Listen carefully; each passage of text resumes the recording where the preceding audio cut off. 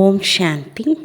இன்று அறிவோமா ஆன்மீகம் பகுதியில் இறைவனிடம் தொடர்பு வைப்பதன் மூலம் பண்புகளை ரீசார்ஜ் செய்து கொள்வது என்கிற தலைப்பின் முதல் பாகத்தை பார்க்கலாம்.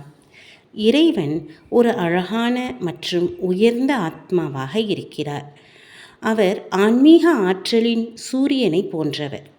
தனது குணங்களை முழு உலகத்திலும் நிரந்தரமாக பரப்பிக்கொண்டே இருக்கிறார்.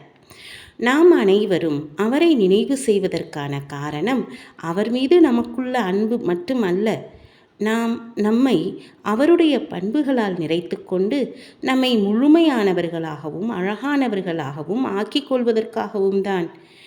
எவ்வளவு அதிகமாக நாம் நமது எண்ணங்கள் மற்றும் உணர்வுகள் மூலம் அவருடன் இருக்கின்றோமோ அவ்வளவு அதிகமாக ஒவ்வொரு அடியிலும் அவருடைய அன்பை அனுபவம் செய்ய முடியும்.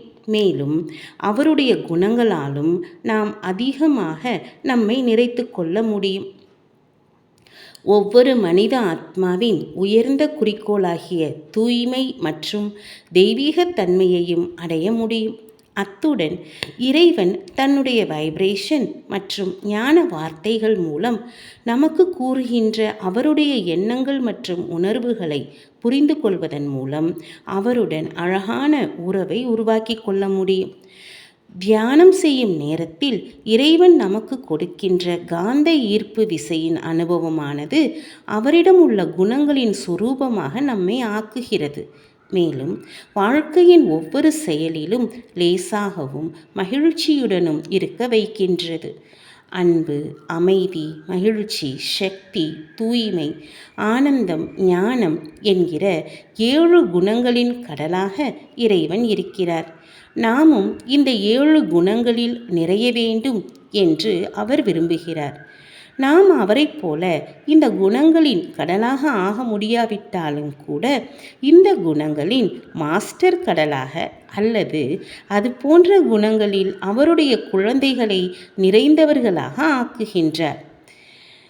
இந்த பூமிக்கு வருவதற்கு முன்பு ஆத்மாக்கள் நாம் அனைவரும் ஆத்மலோகத்தில் இருந்தோம். அங்கே இந்த 7 குணங்களில் நிறைந்தவர்களாக இருந்தோம். இந்த உலகத்திற்கு இறங்கி வந்த பிறகு நாம் பல பிறவிகளை எடுக்க ஆரம்பிக்கின்றோம். மெதுவாக ஒரு குறிப்பிட்ட காலத்திற்கு பிறகு இந்த குணங்களை நாம் இழக்கிறோம். இன்று நம்மிடம் அந்த குணங்கள் இந்த பல்வேறு பிறவிகளின் பயணத்தை ஆரம்பித்த போது அந்த ஆரம்ப காலத்தில் நம்மிடம் இருந்ததை விட மிக குறைவாக இப்பொழுது இருக்கிறது. காலங்கள் கடந்து செல்கின்றன. உலக நாடகம் அதன் இறுதி கட்டத்திற்கு வந்திருக்கின்றது. இந்த நேரத்தில் நாம் பல வழிகளில் இறைவனுடன் தொடர்பு வைத்து குணங்களை ரீசார்ஜ் செய்து கொள்ள வேண்டும். இந்த செய்தியின் அடுத்த பகுதியில் இந்த குணங்களை ரீசார்ஜ் செய்வதற்கான 5 பல்வேறு விதமான வழிகளை காணலாம். ஓம் சாந்தி.